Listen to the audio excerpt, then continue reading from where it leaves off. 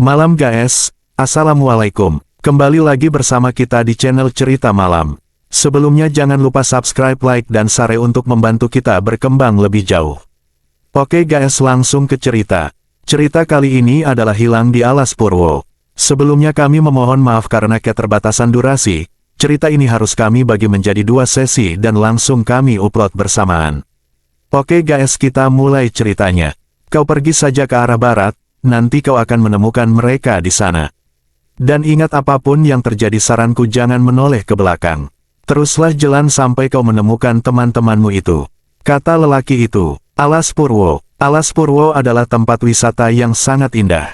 Rumah bagi ratusan flora dan fauna. Di sana juga ada pantai yang ombaknya digadang-gadang cocok untuk surfing. Di Alas Purwo juga ada pura yang disucikan oleh umat Hindu. Indah bukan? Tapi tunggu dulu. Ada sisi lain dari Alas Purwo. Tempat ini terkenal sangat angker dan menjadi kerajaan jin Pulau Jawa. Banyak cerita mistis di Alas Purwo. Pernah juga ada orang yang menghilang di hutan ini. Dan kali ini Mbah mau cerita tentang kisahnya Cahyo yang menjadi guide bagi kedua temannya yang berkemah di Pantai Pancur. Tanpa banyak basa-basa lagi, langsung aja kita simak ceritanya. Kenalin, namaku Cahyo. Aku adalah seorang IT support di salah satu perusahaan asing. Itu adalah perusahaan startup dan kebetulan saat ini aku sudah jadi staf senior di sana. Semua teman-teman kantorku tahu kalau aku adalah anak pecinta alam. Ya memang dari sejak kuliah aku suka banget menjelajahi alam, naik gunung, pergi ke pulau-pulau terpencil, dan menelusuri hutan-hutan tropis. Instagramku penuh dengan koleksi foto perjalananku keliling Indonesia. Hampir semua tempat terkenal di Indonesia sudah kudatangi. Termasuk gunung-gunung yang terkenal di Pulau Jawa sudah kudaki semuanya, bahkan ada yang pernah kudaki berkali-kali karena tak jarang aku diminta untuk menjadi guide rombongan wisata atau pendaki. Dari semua perjalananku itu, ada satu perjalanan yang aku sesali, yaitu perjalanan ke Alas Purwo. Jujur ya, sebelumnya aku memang sudah pernah main ke Alas Purwo dan semuanya baik-baik saja, nggak ada hal aneh yang terjadi. Alas Purwo memang tempat yang cocok kalau mau camping di sana. Suasananya tenang, kalau beruntung kita juga bisa nemuin rusa liar dan selfie sama rusa-rusa itu. Pertama kali ke sana aku mulai nggak percaya sama cerita-cerita mistis yang tersebar di masyarakat. Karena ya aku sama teman-teman yang lain happy aja di sana.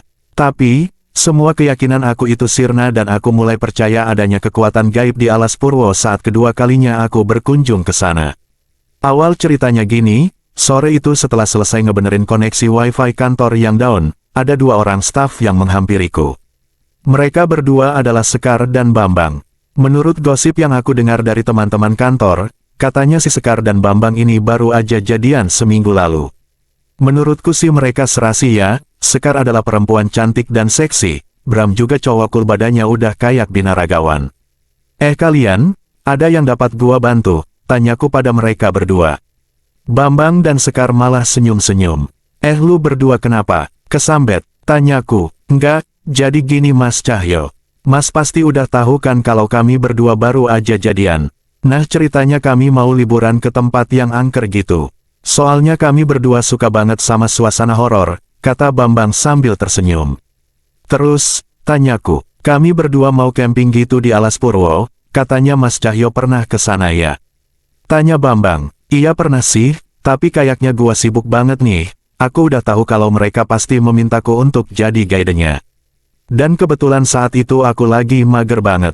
Gini-gini, Mas Cahyo, kami cuma minta di guide saja ke sana untuk 1 malam, dan kami udah siapin bayaran yang lumayan besar buat Mas Cahyo, 3 juta mau nggak?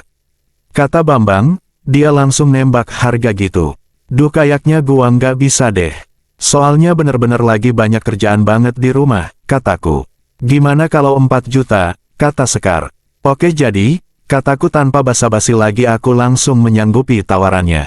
Lumayan juga dibayar 4 juta. Singkat cerita kami bertiga pun ngambil cuti di hari yang sama dan untungnya diak sama atasan. Kami ke Alas Purwo bukan di hari weekend, melainkan di hari-hari biasa, jam kerjalah. Maksudnya biar nggak banyak orang juga di camping ground-nya. Pagi sekali kami beregekat dari stasiun Gambir, tujuan kami adalah Banyuwangi. Tentu kami harus bermalam dulu di penginapan keren, pas sampai ke sana hari udah mulai gelap. Nah malamnya, di penginapan itu aku LGSG cari informasi sewa mobil, karena tidak ada mobil umum yang menuju Alas Purwo. Setelah bermalam di penginapannya barulah di hari Selasanya kami bertiga berangkat ke Alas Purwo.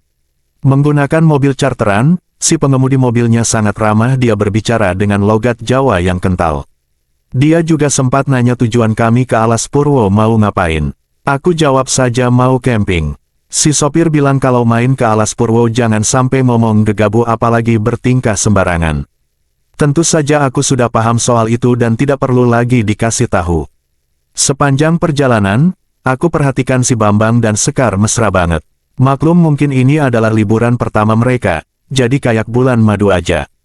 Aku sendiri yang memang sudah berumah tangga biasa aja ngeliat kemesraan mereka.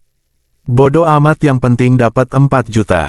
Selang beberapa saat mobil yang kami tumpangi tiba di perhutani Alas Purwo. Sejauh mata memandang hanya terlihat pohon-pohon besar berjajar di pinggiran jalan. Jalan di Alas Purwo juga sudah aspal. Tujuan kami adalah Pantai Pancur, di sana kami akan camping selama 1 malam. Nggak lama kemudian kami pun tiba di pos Rowobendo Alas Purwo. Pos ini dikhususkan untuk kegiatan para turis. Setiap pengunjung harus membayar tiket masuk di pos itu, setelah membayar tiket mobil pun melaju kembali. Saat itu hari udah mulai sore, kami akan melewati pantai triangulasi terlebih dahulu sebelum tiba di Pantai Pancur. Namun tanpa diduga-duga ada seorang lelaki yang mencegat kami di tengah-tengah jalan.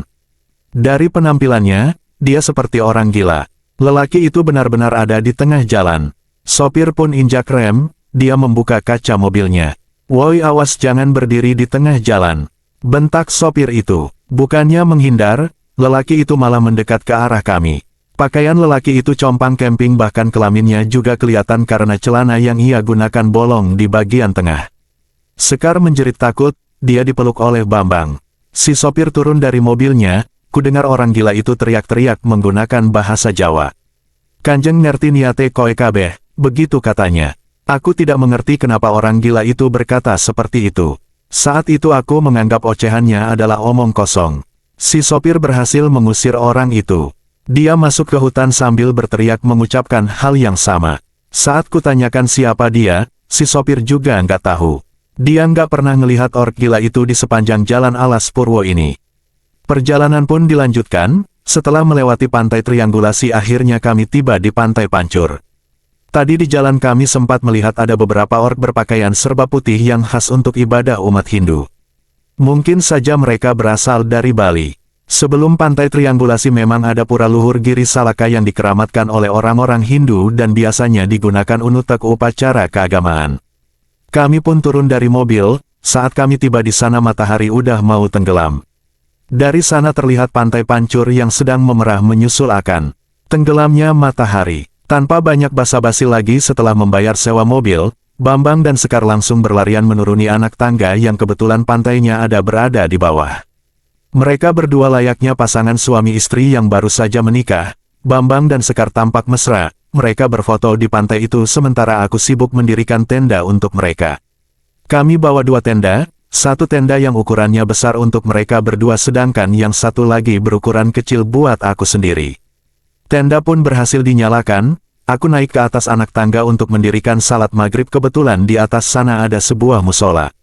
Pas aku masuk ke dalam musola itu, kulihat musolanya tampak sepi dan hanya ada satu orang lelaki parubaya yang berpakaian seperti Wali Songo sedang salat.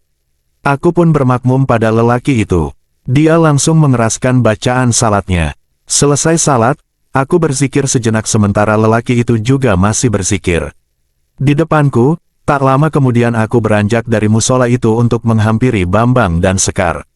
Pas aku sampai ke pantai, ternyata Bambang sudah membuat api unggun. Entah dari mana dia mendapatkan kayu bakar kering itu. Sekar dan Bambang mengeluarkan makanan yang mereka bawa dari rumah seperti sosis dan mie instan. Mereka juga membawa berbagai macam cemilan. Aku mengeluarkan makananku sendiri dari dalam tas berupa mie instan. Kami pun makan malam di sana. Masuk waktu Isya aku kembali ke musola dan ternyata si lelaki yang berpakaian seperti Wali Songo itu masih berzikir di dalam masjid. Aku tidak berani menyapanya, takut ganggu. Akhirnya aku salat sendiri saja. Mungkin si lelaki itu udah salat duluan tadi. Setelah salat aku pun kembali ke tenda. Malam pun semakin larut, aku beranjak ke tenda sementara Sekar dan Bambang masuk ke tenda mereka. Aku tidak peduli apa yang mau mereka lakukan di dalam tenda itu, bodoh amat yang penting dapat 4 juta. Entah kenapa malam itu aku tidak bisa tidur padahal suasananya mendukung sekali buat tidur, cuacanya dingin dan terdengar suara ombak. Aku pun membuka sleting tendaku dan melongokkan kepala keluar tenda. Dan tak sengaja, kulihat bayangan Bambang dan sekarang sedang melakukan hubungan intim. Lampu tenda mereka masih nyala sehingga bayangannya jelas terlihat. Anjir apa-apaan ini? Aku langsung menutup kembali pintu tendaku dan mencoba untuk memejamkan mata. Suara mereka benar-benar mengganggu. Aku mencoba untuk menutup kedua telingaku, tapi erangannya masih terdengar dan tak lama kemudian ku dengar mereka berdua berteriak. Pintu tenda mereka masih tertutup rapat, tapi aku tidak lagi melihat bayangan mereka. Buru-buru ku buka pintu tenda itu, dan ternyata mereka menghilang, baju dan pakaian dalam mereka masih tergeletak di sana. Aku panik lalu berteriak memanggil nama mereka, kuambil senter dari dalam tenda lalu kusorotkan ke pasir, di sana ada jejak kaki, aku yakin itu jejak kakinya Bambang dan Sekar. Segera ku ikuti jejak kaki itu. Lanjut ke part 2 di bawah ya guys.